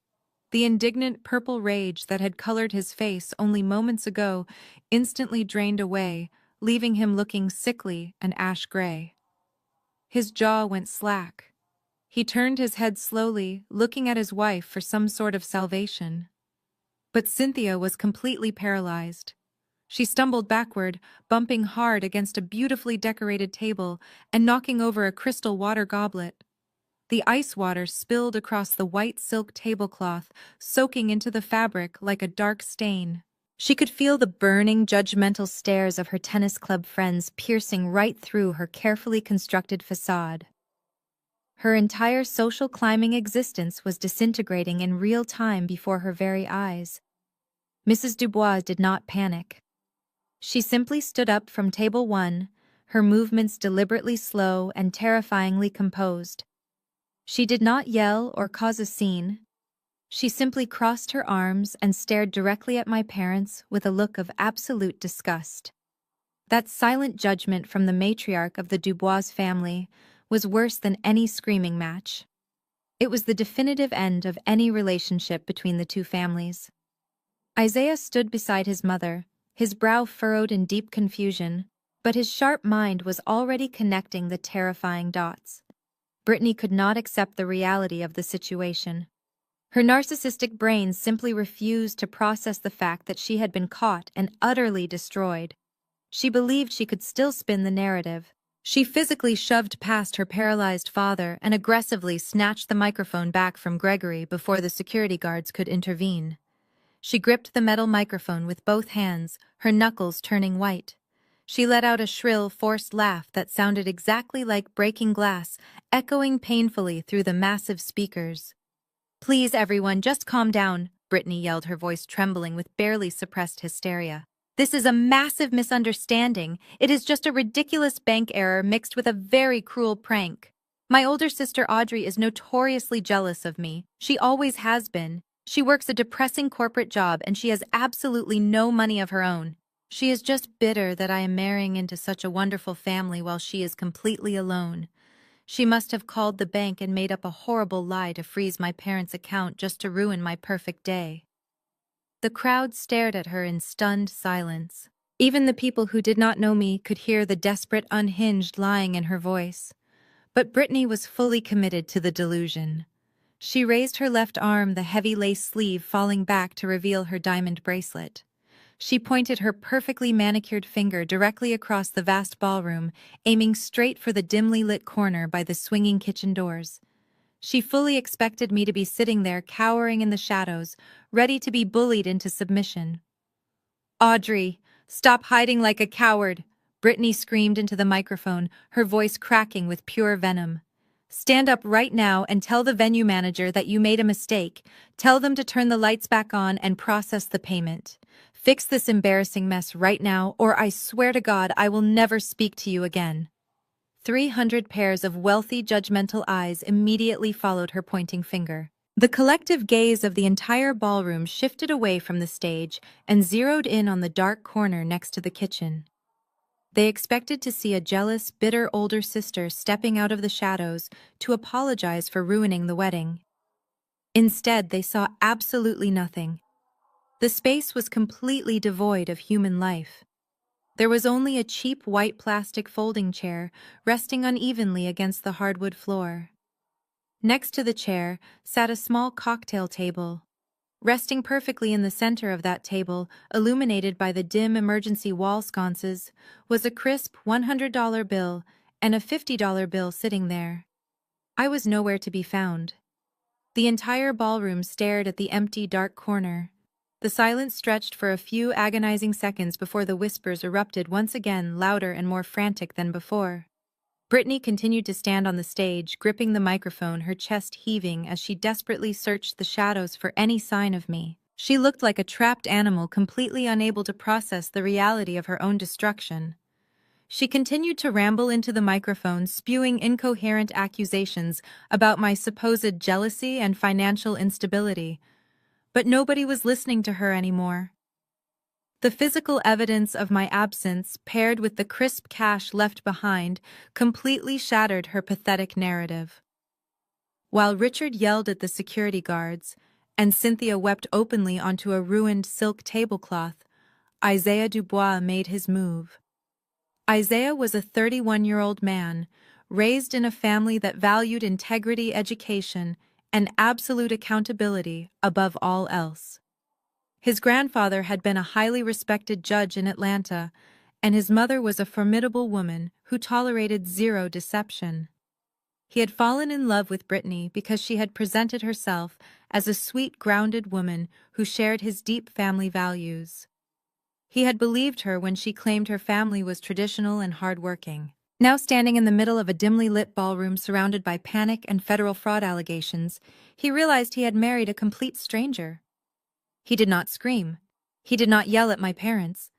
He simply let go of his mother's hand and began walking deliberately toward the stage. The chaotic crowd instinctively parted for the groom, his tall frame cutting through the panic with quiet, commanding authority. He walked up the short wooden steps and approached Gregory, the general manager, who was currently blocking my father from advancing any further. Isaiah placed a firm hand on Richard's shoulder, physically stopping my father from stepping closer to the venue staff. Richard looked up at his new son-in-law, expecting backup, but Isaiah did not even look at him. Isaiah kept his dark eyes locked entirely on Gregory. His voice was incredibly calm and steady, perfectly cutting through the hysterical background noise of his new bride. "Excuse me, Gregory," Isaiah said politely, extending his right hand. "I am the groom, and I need to see the official documentation you are holding right now." Gregory hesitated for only a fraction of a second before recognizing the absolute authority in Isaiah's tone. The general manager handed over the heavy leather authorization folio. Isaiah opened the folder and looked down at the crisp bank documents. He possesses a highly analytical mind, and it took him less than 10 seconds to completely process the devastating truth printed in black and white. He saw the black tier American Express logo. He saw the massive $250,000 credit limit. He saw the itemized list of exorbitant charges, including the custom lace gown currently draped over Brittany's shaking body. Then his eyes locked onto the primary cardholder information printed in bold capital letters at the very top of the page. Audrey. It was the exact same name of the woman he had been told was a broke, unemployed burden to her family. The same woman his mother had just found sitting on a cheap plastic folding chair next to the kitchen. He saw the bright red federal fraud alert stamped across the pending transactions, citing identity theft and forged signatures. Isaiah stood perfectly still on the stage, holding the undeniable proof of his wife's massive deception. The puzzle pieces rapidly fell into place, forming a horrifying picture of the family he had just legally bound himself to. He remembered all the times Brittany had specifically asked him to pay for their shared expenses, claiming her money was entirely tied up in wedding deposits. He remembered my mother Cynthia constantly complaining about how much financial strain I supposedly put on them. It was all a meticulously crafted illusion designed to trap him and his wealthy family. They had stolen my identity, maxed out an elite credit line, and then forced me to sit by the trash cans while they drank premium champagne on my dime. The sheer audacity and criminal malice required to execute such a plan completely disgusted him. He slowly closed the leather folio and handed it back to Gregory with a curt professional nod of understanding. Isaiah did not look angry. He looked completely detached, as if a heavy fog had just lifted from his eyes, revealing a very ugly landscape. He slowly turned around and walked across the stage to face his hysterical bride under the emergency lights. The time for screaming and playing family games was finally over. It was now time for absolute, undeniable accountability. Isaiah descended the short wooden steps of the stage with a slow, deliberate cadence. Every single step echoed loudly in the painfully silent ballroom. The panicked guests intuitively stepped back, creating a wide, clear path for him. He walked directly toward the center of the dance floor where Brittany stood shivering in her incredibly expensive stolen dress. My parents, Richard and Cynthia, instinctively moved closer to their golden child, attempting to form a protective barrier around her. But Isaiah did not stop or slow down. He walked right up to the edge of their defensive circle, his dark eyes completely devoid of the warmth and love he had shown her just an hour ago at the altar. Brittany tried to reach out and grab his hands, her face heavily streaked with mascara tears. Isaiah stepped back immediately, refusing to let her touch him. His physical rejection caused a collective gasp to ripple through the nearest tables. "What is going on, Isaiah?" she sobbed dramatically, pressing her hands to her chest, playing the role of the terrified victim. "Tell them to turn the music back on and fix this." Isaiah stared down at her, his posture perfectly rigid. "I just read the master authorization folio from the general manager." Isaiah said, his voice dangerously low and completely stripped of any emotion. "It is a very interesting document, Brittany. It raises some incredibly serious questions about the woman I just married." My father tried to intervene, puffing out his chest. "Listen here, son," Richard started, but Isaiah instantly silenced him with a single sharp glare. "You are going to explain this to me right now, Brittany," Isaiah commanded, ignoring my father entirely. "You told me your older sister Audrey was a chronically unemployed burden who constantly drained your parents' finances. You told me she was so jealous of your success that she could barely function in polite society. Yet the black-tier credit card that paid for every single flower, every drop of champagne, and the very dress you are wearing right now is legally registered exclusively in her name. So tell me, Brittany, why is your unemployed estranged sister's name on a fraudulent credit account paying for our wedding?" Brittany physically flinched as if he had struck her. Her mouth opened and closed several times, but no actual words came out. She looked wildly at our mother for help, but Cynthia was staring at the floor, completely paralyzed by the public humiliation. "I do not know what you are talking about." Brittany finally stammered, her voice weak and trembling. "She must have stolen my identity." "Yes, that is it. She stole my information and opened it to frame me because she hates me." It was the most pathetic, illogical lie she had ever constructed. Isaiah shook his head in absolute disgust. "The venue manager just confirmed she executed a hard freeze with the Federal Fraud Division," Isaiah stated flatly. "You do not freeze a fraudulent card if you are the one secretly using it to pay for someone else's wedding." Before Brittany could attempt to fabricate another desperate lie, a powerful presence materialized right beside Isaiah. Mrs. Dubois stepped into the center of the confrontation. She did not look angry or hysterical. She looked entirely composed, which made her absolute disdain even more terrifying. She looked Brittany up and down, taking in the lavish gown and the sparkling jewelry. "We welcomed you into our home," Mrs. Dubois said, her voice smooth but laced with pure ice. "We introduced you to our friends and our extended family. We believed you shared our core values of honesty and integrity. But you are nothing more than a common thief dressed up in stolen silk. You looked me in the eye and lied to me about your own sister while spending her money. My mother finally found her voice, stepping forward to defend her precious daughter. Please, Mrs. Dubois. Cynthia pleaded, her voice cracking with desperation. Do not be so incredibly harsh. We can explain everything if you just give us a moment. It is simply a complicated family financial matter. Mrs. Dubois slowly turned her piercing gaze onto my mother. There is absolutely nothing complicated about felony identity theft, Cynthia, she replied sharply. You sat next to me all evening boasting about your vast wealth while your eldest daughter was intentionally shoved by the kitchen doors to hide your crimes. Your entire family is a pathetic, toxic sham. I will absolutely not allow my son to be legally tied to a family of unrepentant criminals. The brutal honesty of her words echoed loudly across the dark, silent ballroom, leaving my family entirely exposed to the harsh judgment of high society. Brittany realized that her world was collapsing around her.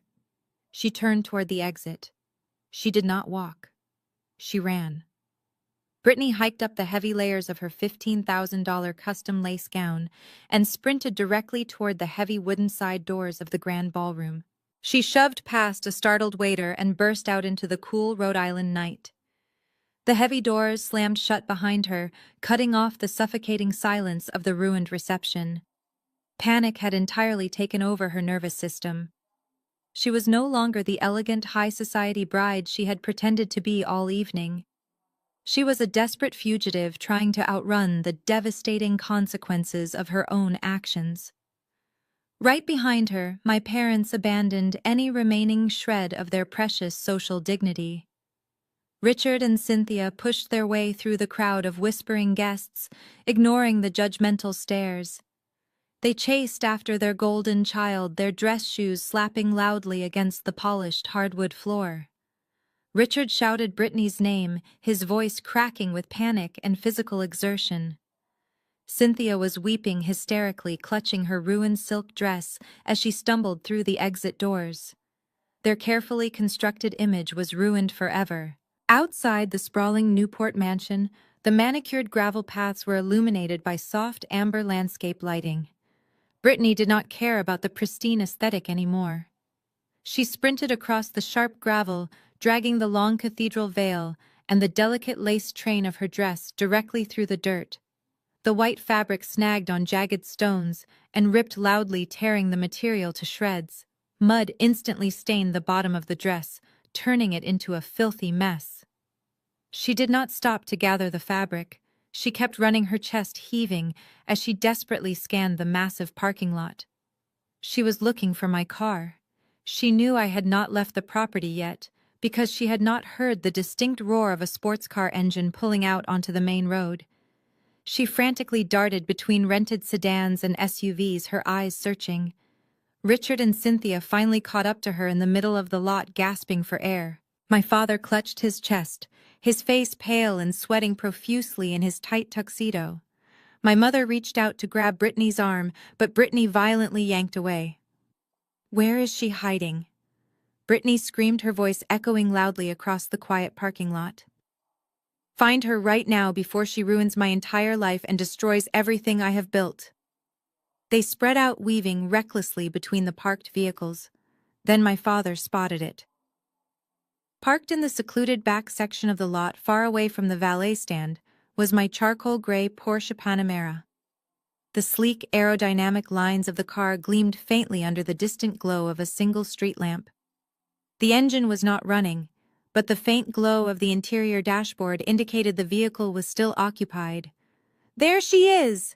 Richard yelled, pointing a trembling finger toward my car. Brittany whipped her head around and locked eyes on the Porsche. A fresh wave of hysterical energy surged through her body. She sprinted toward my car, kicking up clouds of white gravel dust with her designer heels. My parents followed closely behind her. They looked like a pack of desperate wild animals closing in on their prey, entirely consumed by their own selfish panic. Inside the luxurious cabin of my car, I sat still. The heavy soundproof doors and thick tinted glass completely isolated me from the chaotic world outside. The interior smelled of rich leather and the quiet certainty of my own success. I watched them sprinting toward me through the side mirrors. I did not feel a single ounce of fear or anxiety. I simply took another slow sip of my bottled water and watched the pathetic spectacle unfold. Brittany reached the driver's door first. She did not politely knock or ask me to roll down the window. She immediately slammed her open palms against the reinforced tinted glass. The heavy thud of her hands hitting the window vibrated softly through the solid frame of the car. "Audrey! Open this door right now!" she screamed, her face twisted in rage, her voice muffled and distorted by the thick acoustic glass.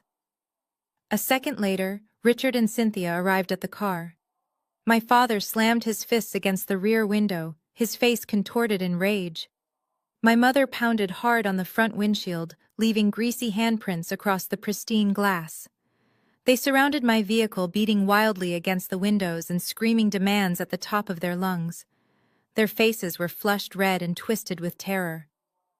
From my calm, comfortable vantage point inside the quiet cabin, they looked exactly like trapped animals completely losing their minds inside a cage of their own making. I watched them thrash against the reinforced glass for a full minute. I let them exhaust their initial burst of hysterical energy. Their open palms slapped loudly against the tinted windows, leaving greasy streaks of sweat and panic across the sleek exterior of my car. Brittany was sobbing so hard her chest heaved violently under the stolen lace bodice of her ruined custom gown. Richard was red in the face, shouting demands that were completely muffled by the heavy acoustic insulation of my luxury vehicle. Cynthia had her face pressed so closely against the front windshield that her expensive makeup smeared against the glass, making her look entirely unhinged. They thought their aggressive physical presence would somehow intimidate me into submission, just like it always had when I was a child. They thought if they screamed loud enough and looked angry enough, I would instantly fold and hand over my financial independence to save them from public embarrassment. But I was not that scared little girl anymore. I was a senior forensic accountant who dealt with hostile, aggressive criminals on a regular basis. I calmly reached over to the driver's side door panel. I pressed my manicured finger against the smooth chrome button controlling the window. I did not lower it completely. I let the glass slide down exactly 4 inches, creating a narrow horizontal slit between the warm, secure cabin of my car and the cold, chaotic parking lot. The moment the seal was broken, the overwhelming noise of their panic flooded into my quiet sanctuary. The sharp chill of the Rhode Island night air rushed in, carrying the aggressive scent of my mother's heavy French perfume and my father's Scotch. "Audrey, what is wrong with you?" Cynthia screamed, her voice cracking with pure hysterical rage. She shoved her face near the 4-inch opening, her eyes wide and wild. "Call the bank right now. Call them and unfreeze that account this very second. You are completely ruining your sister's perfect day. You are a cold, heartless monster to do this to your own flesh and blood. Look at her, Audrey, look at what you have done to her." She pointed a trembling finger at Brittany, who was standing a few feet back, shivering in the cold night air and openly weeping into her hands. Cynthia did not care that Brittany had committed a massive federal crime. She did not care that her youngest daughter had stolen $250,000 under my name. In her twisted, narcissistic reality, the only crime committed tonight was my refusal to quietly pay the bill and accept my place by the kitchen trash cans. I did not flinch. I did not raise my voice or try to defend myself against her ridiculous accusations. I simply broke eye contact with my furious mother and looked down at my hands resting comfortably on the leather steering wheel. I slowly extended my fingers, inspecting my fresh manicure. The subtle pale pink polish caught the faint amber glow of the dashboard lights. The edges were perfectly filed and absolutely flawless. It was a stark contrast to the filthy, torn wedding dress dragging in the gravel outside. "Did you hear me?" Cynthia shrieked, slamming her hand against the roof of the car. "You are humiliating us in front of the Dubois family. Isaiah's mother is inside demanding answers, and the venue manager is threatening to call the local police." You need to fix this right now before our reputation is permanently destroyed in this town. You owe us this much after everything we have sacrificed to raise you. I gently rubbed my thumb across my perfectly polished index finger, feeling the smooth surface. The absolute audacity of her demands was genuinely fascinating from a psychological standpoint. She was aggressively demanding that I become an active accessory to felony identity theft to protect her country club reputation. She was ordering me to assume $250,000 in fraudulent debt so her golden child could continue playing pretend. Richard pushed his way past my mother, shoving his red face near the narrow opening of the window. He tried to lower his voice to sound commanding and authoritative, but the sheer panic underneath betrayed him completely. "Listen to your mother, Audrey," he barked, gripping the top edge of the glass with his thick fingers. "This little stunt of yours is over. You have made your point, and you ruined the dinner service. Now be a responsible adult and unlock that card. We will discuss the details of the finances on Monday, but right now you need to act like part of this family and protect your sister. Do it now." I looked at my father's red face and listened to his absurd command. He genuinely believed that a simple phone call could erase $250,000 in federal fraud. He thought this was a simple family disagreement that could be swept under the rug and dealt with privately on Monday morning. I let his words hang in the cold night air for a few seconds. Then I leaned slightly closer to the narrow opening of the tinted window, ensuring my voice carried perfectly over their chaotic breathing. "I cannot unlock the card, Richard," I said, my voice completely devoid of any emotion. "It is no longer a credit card. It is officially classified as digital evidence in an active federal investigation. You are asking me to tamper with evidence which is a separate federal offense. I am absolutely not going to prison to protect a thief." Cynthia gasped, gripping the edge of the window frame. "A thief?" she cried out indignantly. "How dare you call your sister a thief? She just wanted a beautiful wedding to match the Dubois family. You have plenty of money, Audrey. You could easily pay for this. You did not have to ruin her wedding over a simple misunderstanding." I shifted my gaze to my mother, locking eyes with her. "I did not ruin the wedding, Mom," I said, delivering the words with surgical precision. "Brittany committed a Class C felony. She violated Title 18 United States Code Section 1343 for wire fraud and Section 1028A for aggravated identity theft. She forged my digital signature, intercepted my mail, and bypassed bank security protocols using a burner phone. The FBI has her IP address, and the bank has high-definition security footage of her carrying out the fraud. I am just letting natural consequences do their job." The legal terminology hit them like a physical blow. The color began to drain from my father's face as his aggressive posture crumbled. He understood the severe weight of those specific federal statutes. The realization that this was not a simple family dispute, but a massive criminal liability, was finally penetrating his arrogant skull. He realized the money was gone. "Federal investigation." Richard whispered, his voice suddenly sounding very small and fragile. "Audrey, you cannot be serious. You did not actually call the federal authorities on your own sister. Tell me you are just bluffing to teach her a lesson." I reached over to the passenger seat and picked up my encrypted laptop. I held it up near the window so the glow of the screen illuminated my face. "I submitted the complete digital dossier to the Internet Crime Complaint Center 20 minutes ago," I explained calmly. "I provided the bank statements, the geographical tracking logs, and the forged application documents. Brittany is looking at a mandatory minimum sentence for the aggravated identity theft alone. She will likely face 3 to 5 years in a federal penitentiary, and she will be legally required to pay full restitution for the stolen money." Brittany let out a loud, agonizing wail, falling to her knees on the sharp gravel.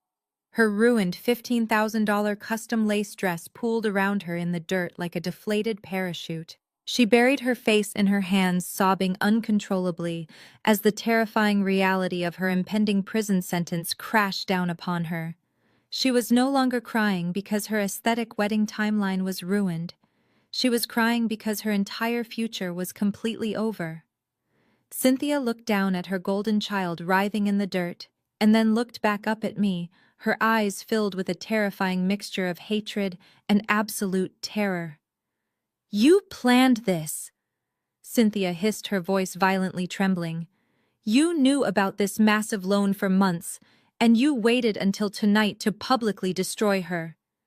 You sat there on that cheap chair and watched us celebrate while you had a federal report ready. You are evil, Audrey." "I offered you a choice tonight, Mom," I replied, keeping my tone perfectly even. "I came here tonight waiting to see if you would treat me with a single ounce of basic human decency. If you had given me a real seat at a real table, I might have paid the massive debt and walked away quietly. But you put me in the dark corner by the greasy kitchen doors, and Richard told me to pay for my own dinner plate. You aggressively made your choice. Now you get to live with the natural consequences of it. Your golden child is a federal criminal, and you enabled her every step of the way. You have no one to blame but yourselves. I am officially done with this family forever." The silence that followed my declaration was absolute.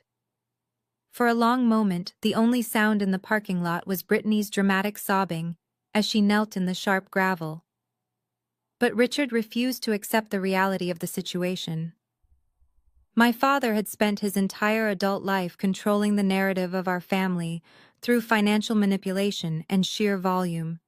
He could not comprehend a scenario where his eldest daughter held all the power and refused to surrender it to him. He was preparing to use the exact same authoritarian tactic he had used to terrorize me throughout my entire childhood. He stepped in front of my mother, physically blocking her from the window. He leaned down, putting his face directly in front of the 4-inch opening of the tinted glass. When he spoke, his voice was no longer pleading or fragile. It was the deep, booming command of a patriarch who expected instant, unconditional obedience. "You listen to me right now, young lady," Richard barked, his voice laced with venom. "I am the head of this family, and I am telling you that this nonsense ends tonight. You are going to cancel that report immediately. You make a 6-figure salary, Audrey. You have a luxury apartment and a Porsche. You can easily afford to absorb this cost. It is just money. You are going to pay the venue manager, you are going to pay the credit card bill, and you are going to apologize to your sister for causing this massive scene. It is your ultimate duty to protect the family name." I stared at him, listening to his completely delusional demands. He was standing in a dark parking lot next to his criminal daughter, demanding that I pay $250,000 to save a reputation that had already been completely destroyed. He genuinely believed that his deep voice and angry glare could force me to submit. "You think this is just about the money, Richard?" I asked softly, my voice perfectly steady. "You think I am doing this simply because I do not want to pay the massive bill? This is about the lack of respect you have shown me my entire life. You allowed my sister to commit a felony, and you fully expected me to quietly clean up the mess just like I always did when we were kids. But I am not a child anymore, and you have absolutely no authority over my life or my finances." He slammed his fist against the roof of the car again. "I am your father," he roared, his face turning a dangerous shade of crimson. "You owe me your absolute respect, and you owe this family your unyielding support. You will pay this debt, Audrey, because you have the money and we do not. It is that simple. Do not make me tell you again." I did not flinch at the sound of his fist hitting the metal. I simply looked at him with profound pity. His attempt to intimidate me was completely pathetic. He was a weak man trying to pretend he was strong by bullying the only person who could actually save him. I reached over to the passenger seat and picked up my silver clutch. I opened the clasp and reached inside my fingers, brushing against the smooth paper currency I had placed there earlier. I pulled out the crisp $100 bill and the $50 bill that he had aggressively thrown at me back in the ballroom. I held the money up so he could see it clearly in the dim, amber light of the parking lot. His eyes locked onto the cash, his brow furrowing in deep confusion. He did not understand what I was doing. I slowly extended my hand toward the narrow opening of the window. I slid the 2 bills through the 4-inch crack, letting them flutter down into the cold night air. The wind caught the money, blowing the bills against his chest before they fell into the gravel right next to his polished dress shoes. "Here is my contribution, Richard," I said, my voice as cold and hard as a diamond. "Family does not charge for dinner." The impact of those words hit him harder than any physical blow ever could. He stared down at the money resting in the dirt, his entire body going completely slack. The booming patriarch was instantly gone, replaced by a broken, defeated old man who finally realized he had lost everything. He had no power, no money, and no control. He slowly looked up from the gravel, his eyes hollow and empty. He opened his mouth to speak, but absolutely nothing came out. The definitive reality of his total defeat had finally broken him. Richard remained perfectly still, staring blankly at the crumpled bills resting in the dirt. The fight had entirely drained from his body. He stepped back from the window, his shoulders slumped in absolute defeat. But Brittany was not ready to surrender. Seeing our father physically back down sent her over the edge. She scrambled up from the gravel, her ruined $15,000 lace dress clinging to her legs like dirty rags. Her face was a horrific mask of smeared mascara and raw, unhinged fury. She lunged forward, pushing our defeated father out of the way, and slammed her hands against the tinted glass of my car door. "You think you have won?" Brittany shrieked, her voice completely devoid of any human rationality. "You think you can just drive away in your expensive sports car and leave me here with nothing? You owe me this wedding, Audrey. You owe me that money. You have always had everything handed to you just because you are smart. You sit in your fancy Manhattan office making millions of dollars while I have to scrape by. It is not fair. You do not even know how to be wealthy. You wore a boring blue dress to my luxury event. You do not deserve that credit card." "I do." I rolled the window down another inch just to ensure every single word of her confession was perfectly audible. "I did not steal anything." Brittany continued, her twisted logic spilling out into the cold night air. "I just took what should have rightfully been mine. I am the pretty one. I am the one who belongs in high society. I am the one who married into the Dubois family. You are just a boring accountant. You should have been honored to pay for my perfect day. You should have been grateful that I even allowed you to be in the same room as my new husband." As she continued screaming her vile, entitled delusions into the narrow crack of my window, she was entirely unaware of the two figures emerging from the amber shadows of the parking lot. Isaiah and his mother had quietly walked out of the grand ballroom, searching for the source of the commotion.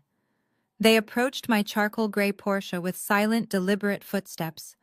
The crunching of the gravel beneath their shoes was completely masked by Brittany's hysterical yelling. They stopped just 10 feet away, standing directly behind my oblivious mother and sister. They stood perfectly still, listening to the undeniable truth pouring directly from the bride's own mouth. I took a deep breath, watching Isaiah's face through my side mirror. His expression was a portrait of pure, absolute horror. He was listening to the woman he had just vowed to love and cherish loudly, confessing to felony wire fraud and identity theft. Even worse, he was listening to her justify the federal crime with the most shallow narcissistic reasoning imaginable. She was not crying because she was sorry. She was screaming because she genuinely believed her physical appearance entitled her to steal $250,000 from her own sister. Mrs. Dubois stood beside her son, her jaw tightly clenched, her eyes burning with a cold, righteous fury. Brittany paused her rant to gasp for air, her chest heaving violently. She raised her fist, preparing to smash it against my window again. Before her knuckles could even touch the glass, a deep, resonant voice cut through the cold Rhode Island night air. "You really believe you are entitled to steal from your own family just because you think you are pretty?" Isaiah asked, his voice dangerously low and thick with absolute disgust. The sound of his voice hit Brittany like a physical electric shock. She froze completely, her fist hovering inches from the tinted window. Slowly, agonizingly, Brittany turned around to face the darkness behind her. When she saw Isaiah and Mrs. Dubois standing there, the last remaining drop of color completely vanished from her face. She looked like a ghost draped in muddy rags. My mother Cynthia let out a sharp, terrified gasp, covering her mouth with both hands, as she realized the Dubois family had just witnessed the entire unhinged confession. Richard simply closed his eyes, unable to witness the final destruction of his social climbing dreams. The carefully constructed illusion was not just broken, it was entirely pulverized into dust. Isaiah shook his head slowly, stepping backward. He looked at her with deep, unmistakable contempt. "I thought I married a kind, honest woman tonight," Isaiah said clearly. "But you are nothing more than a selfish, cruel child. I have heard absolutely enough. Your horrible secret is completely out. My family is officially leaving right now. Do not try to follow us and do not call me ever." Isaiah did not wait for Brittany to formulate another pathetic excuse. He reached up and unbuttoned his custom-tailored tuxedo jacket. The crisp, black fabric which had been charged directly to my stolen credit line slipped easily off his broad shoulders. He folded it neatly and handed it over to his mother. Mrs. Dubois accepted the garment with a dignified nod, her eyes never leaving my sister's devastated face. The symbolic weight of that simple gesture was monumental. Isaiah was literally shedding the fraudulent skin my family had dressed him in. He stood there in his crisp white dress shirt, his posture radiating absolute finality. Brittany fell forward, reaching out to grab his sleeve, but Isaiah took a sharp step backward. "Do not touch me," he warned, his voice dropping to a dangerous register. "We are done." He looked down at her trembling left hand, where a massive 2-carat diamond engagement ring sparkled under the amber parking lot lights. Isaiah had purchased that ring with his own hard-earned money months before this entire fraudulent nightmare began. It was the only authentic piece of their entire relationship. "Keep the ring," Isaiah said, his tone dripping with pure icy disdain. "You are going to need it to pay your defense attorney."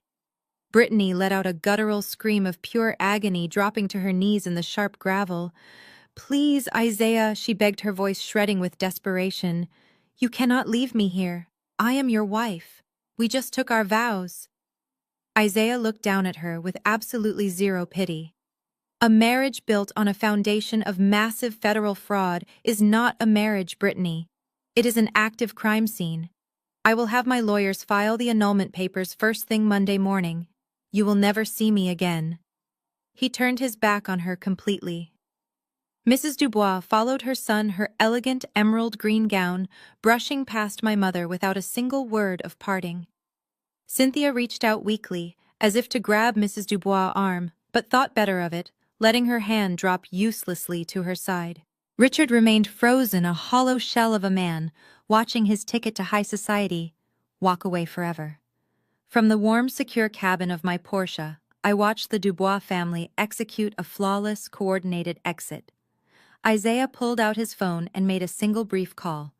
Within 60 seconds, a fleet of 3 polished black SUVs pulled around the side of the Newport mansion. The drivers emerged, opening the heavy doors for the Dubois family members, who had quickly gathered their belongings from the ruined reception. The affluent guests from Atlanta piled into the luxury vehicles, their faces grim but incredibly resolute. They were a family that handled crises with swift, decisive action, leaving the toxic wreckage behind without a single backward glance. Isaiah opened the door of the lead SUV. Before stepping inside, he turned and looked directly toward my car. He could not see my face through the dark-tinted glass, but he knew I was watching. He gave a slow, firm nod of silent acknowledgement. It was not a gesture of friendship, but rather a quiet recognition between two rational adults who had both been victimized by the exact same parasitic family. I nodded back even though he could not see me. He climbed into the back seat, and the heavy car door slammed shut with a definitive thud. The engines of the black SUVs roared to life in unison. Their bright headlights swept across the gravel, illuminating Brittany's ruined form one last time before the convoy accelerated toward the main gates of the estate. The red taillights faded into the cool Rhode Island night, completely severing my family from the wealth and status they had so desperately tried to steal. The wedding was officially dead. The grand illusion was completely shattered, leaving nothing but the cold, hard reality of federal consequences. I watched my sister sobbing in the dirt, her dream of an elite lifestyle disappearing down the dark highway. She had gambled everything on her ability to manipulate the truth and bully me into absolute submission. She had lost spectacularly. My parents stood beside her, offering no comfort because they were entirely consumed by their own impending ruin. They had enabled her toxic behavior for decades, shielding her from accountability while punishing me for simply existing. Tonight, the bill for all those years of emotional abuse had finally come due, and the cost was completely astronomical. I took a final deep breath of the crisp, cold air filtering directly into my car and pressed the chrome button on my door panel.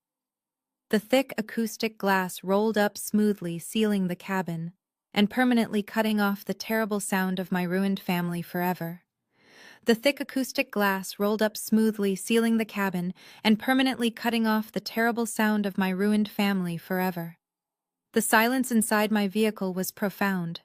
It was the true sound of complete, absolute liberation. I reached forward and pressed the engine ignition button.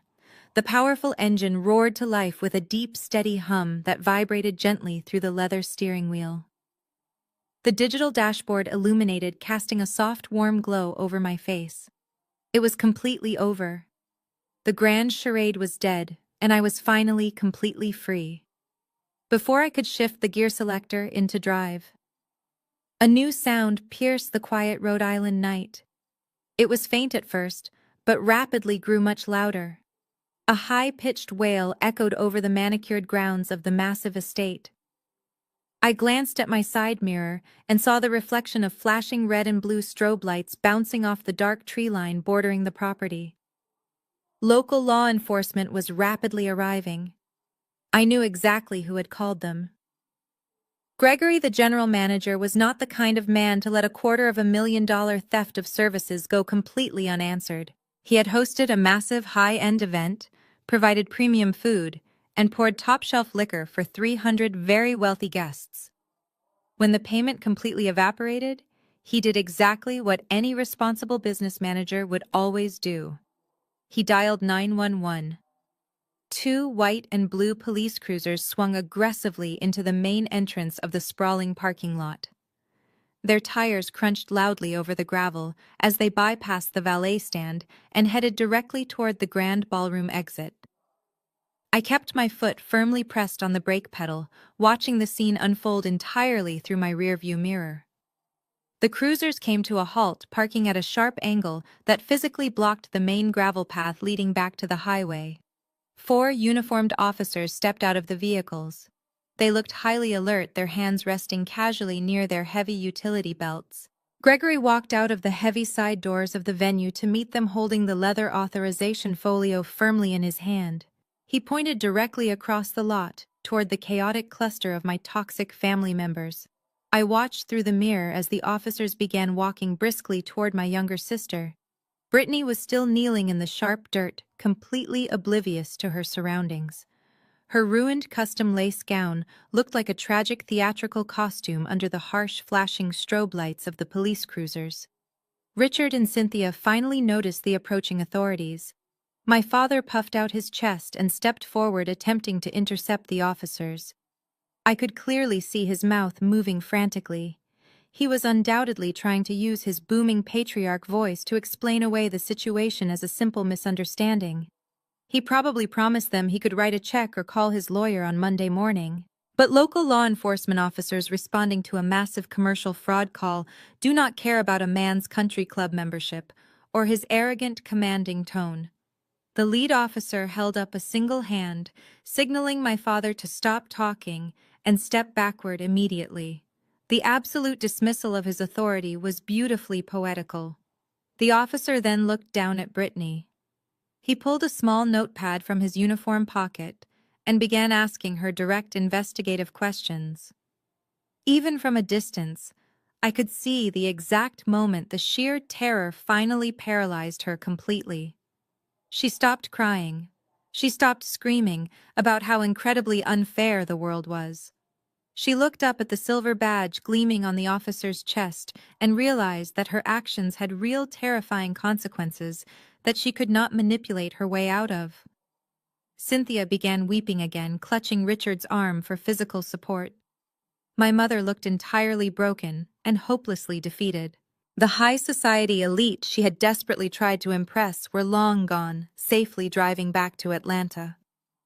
In their place stood armed police officers questioning her daughter under the cold glare of emergency lights. The luxurious fairy tale she had bragged about online had officially morphed into a humiliating criminal nightmare. They were entirely trapped in the wreckage they had built with their own greedy hands. I had seen absolutely everything I needed to see tonight. The scales of justice had been perfectly balanced. I moved my right hand to the center console and shifted the heavy transmission into drive. I slowly eased my foot off the brake, letting the sleek charcoal gray car roll forward over the gravel. I navigated smoothly around the parked cruisers, keeping my headlights dim. I steered down the long driveway and merged seamlessly onto the highway. I drove back to my successful New York life forever. 3 months passed since that spectacular collapse at the Newport mansion. The crisp autumn air of Rhode Island had given way to the brutal, unforgiving winter. During those 90 days, the natural consequences of my family's actions unfolded with terrifying precision. I did not have to lift another finger or seek any further revenge. The federal justice system and the unforgiving nature of high society did all the heavy lifting for me. To keep Brittany out of a federal penitentiary, Richard and Cynthia had to make impossible, devastating choices. The federal prosecutor assigned to the case was entirely merciless. Because I had provided an absolutely airtight digital dossier, the FBI had everything they needed to secure a swift conviction for aggravated identity theft and wire fraud. Brittany was staring down a mandatory minimum sentence in a federal prison. The only way her high-priced defense attorney could negotiate a plea deal for felony probation and extensive community service was if she paid full and immediate financial restitution to the credit card issuer and the Newport venue management. My parents did exactly what they always did. They sacrificed their entire existence to shield their golden child from the harsh reality of her own actions. But this time, the price tag was absolute total ruin. Richard and Cynthia had to completely liquidate their hard-earned retirement portfolios. Every single penny they had saved for the last 35 years vanished overnight. They used the funds to cover the $250,000 stolen credit line and to pay the exorbitant legal retainers required to keep Brittany out of a jail cell.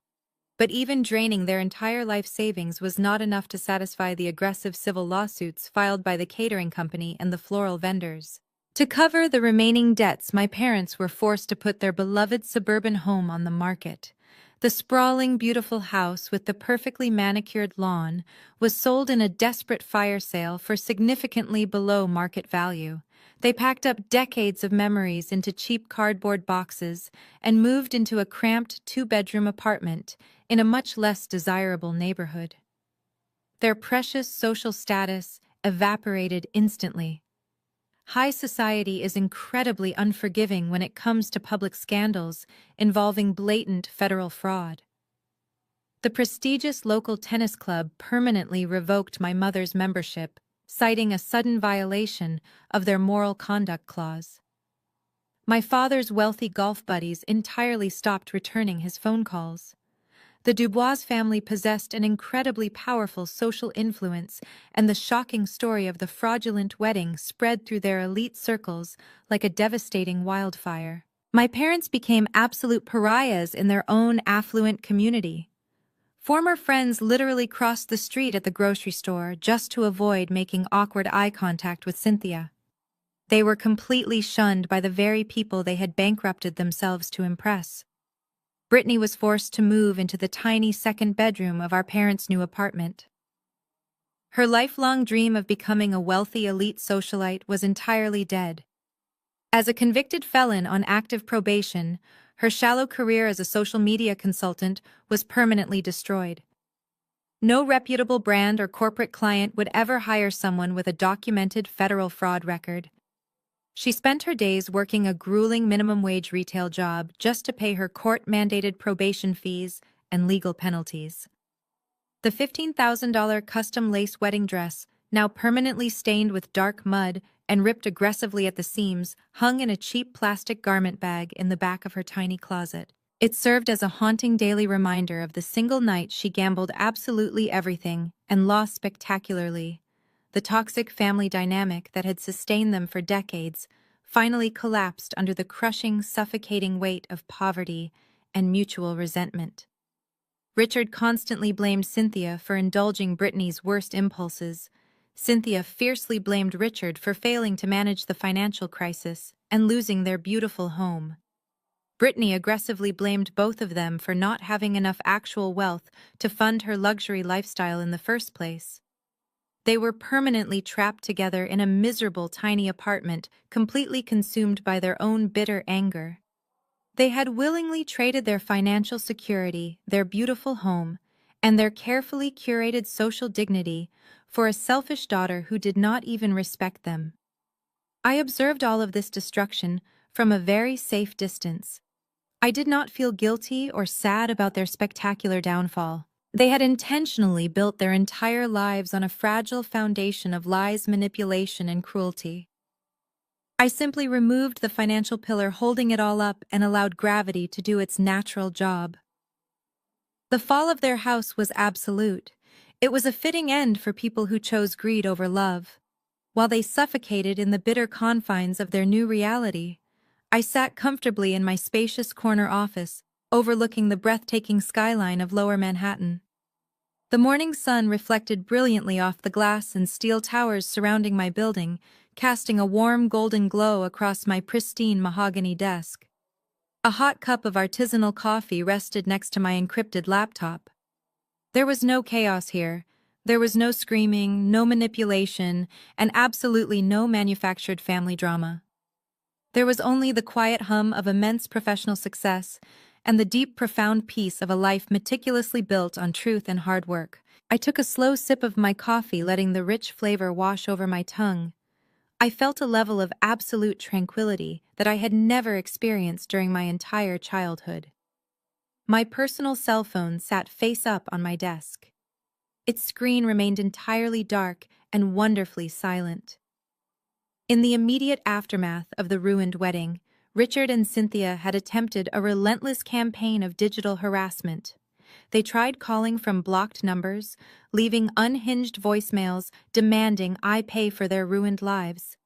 They sent venomous messages, accusing me of destroying the family. But I am a senior forensic accountant, and I understand exactly how to sever a connection permanently. I did not just block their phone numbers and social media profiles. I hired a ruthless corporate attorney to issue legally binding cease and desist orders to every single member of my immediate family. The legal documents clearly outlined the severe consequences of any further harassment. The threat of additional police involvement was the only language they actually respected. The digital and legal walls I built around my life were completely impenetrable. They could no longer reach me to drain my energy or demand my money. The silence they left behind was not empty or lonely. It was the most beautiful sound I had ever heard. Without the constant, exhausting weight of their toxic expectations dragging me down, my career skyrocketed to entirely new heights. The mental bandwidth I used to waste agonizing over Brittany's manufactured crises or my mother's cruel comments was now completely redirected into my forensic investigations. Just last week, I successfully uncovered a complex multi-million-dollar embezzlement scheme for a massive international client, earning me a substantial performance bonus and a fast-track promotion to junior partner at the firm. My colleagues respected my sharp intellect and my unyielding dedication to uncovering the truth. I was surrounded by highly educated, driven professionals who valued my actual contributions rather than judging me for my refusal to wear expensive designer labels. I was thriving in an environment based entirely on merit and integrity. It was the exact opposite of the hollow, fraudulent world my family had desperately tried to force me into. Society constantly pushes the toxic narrative that blood is thicker than water. People are heavily conditioned to believe that you must unconditionally forgive your family members simply because you share the same genetic material. We are told to keep the peace, and turn the other cheek when our relatives abuse us, manipulate us, or steal from us. But sitting in my high-rise office, looking out over the sprawling, endless possibilities of New York City, I realized just how incredibly dangerous that philosophy truly is. You do not negotiate with parasites. You do not invite a malignant tumor to stay inside your body just because it has been there for a long time. You excise it completely to save your own life. Cutting my parents and my sister out of my life was not an act of cruelty or petty revenge. It was an act of profound self-preservation. It was the ultimate declaration of my own self-worth. I finally recognized that I deserved to be surrounded by people who celebrated my existence instead of merely tolerating my presence when they needed a financial bailout. I turned my chair slightly to face the massive floor-to-ceiling window. Far below me, the busy streets of Manhattan were alive with millions of people rushing to their jobs, completely unaware of the massive family empire I had quietly dismantled 3 months ago. I did not feel a single ounce of regret for walking out of that dimly lit ballroom and driving away. I had successfully protected my identity, my hard-earned assets, and my mental health. I opened a new highly encrypted master file on my laptop, ready to dive into my next corporate investigation. A genuine smile spread across my face. My name is Audrey, and I am a senior forensic accountant. I hunt frauds for a living, and I started by completely destroying the biggest frauds I ever knew. The intercom on my desk chimed softly, pulling me out of my thoughts. My executive assistant Sarah spoke clearly through the small speaker. Audrey, your 10 o'clock appointment is here. The representatives from the new corporate acquisition account just arrived, and they are ready for you. I closed the encrypted file on my laptop and shifted fully into my professional persona. I smoothed the lapels of my tailored blazer, stood up from my leather chair, and told Sarah to send them in immediately. I fully expected to see a team of older white-haired Wall Street executives walking into my office to discuss a standard merger.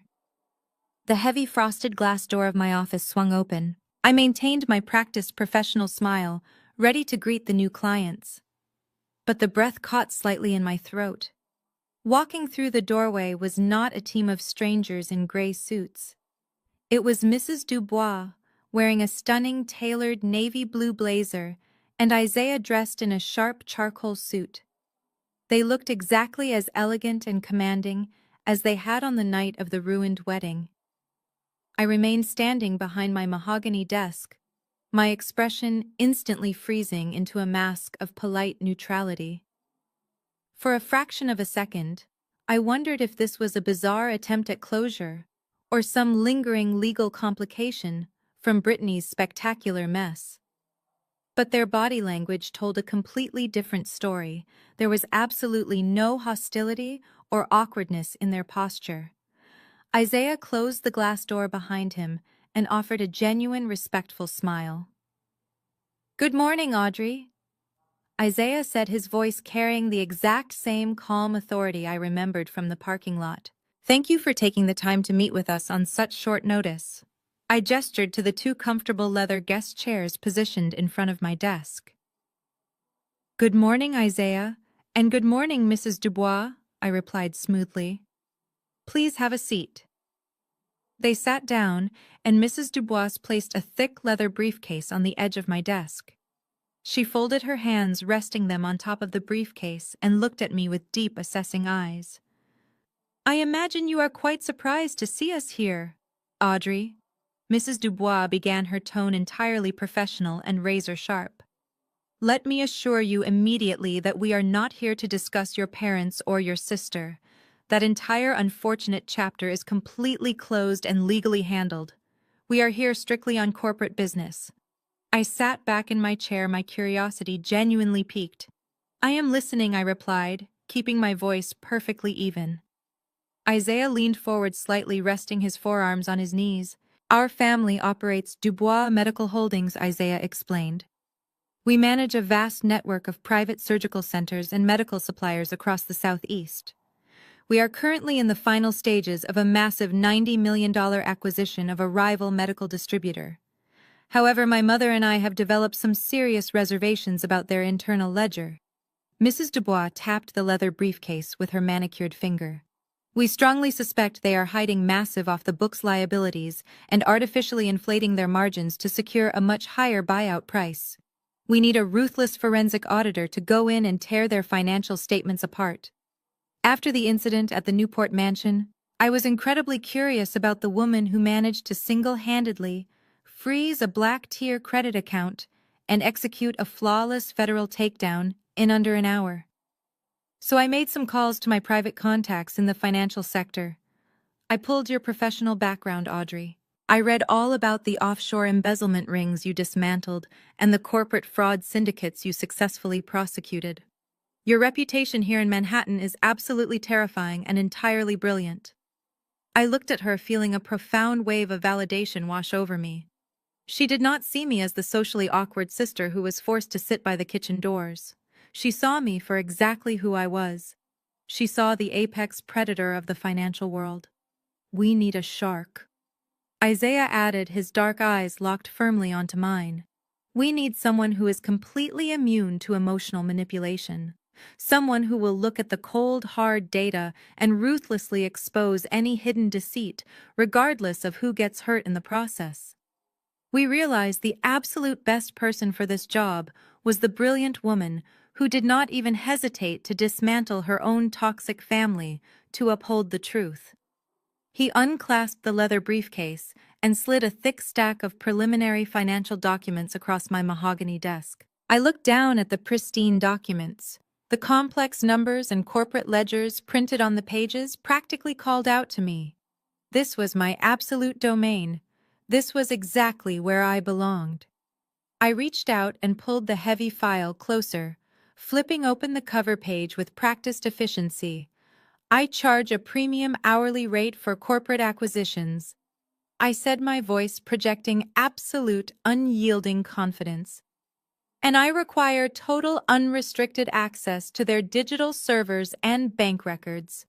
If there is a single forged document or a hidden liability in this merger, I will find it, and I will completely destroy their valuation. Mrs. Dubois smiled. It was a fierce, predatory smile of absolute mutual respect. We would expect nothing less from you, Audrey, she said. She stood up from the leather guest chair and extended her hand across the desk. I stood up tall and met her grasp. Our handshake was incredibly firm and anchored in pure professional recognition. Isaiah stood and shook my hand next, his grip strong and highly appreciative. There were no fake pleasantries or toxic family obligations lingering in the air. There was only the pure, unadulterated triumph of competence, truth, and hard work. I watched them walk out of my office, knowing I had finally won everything.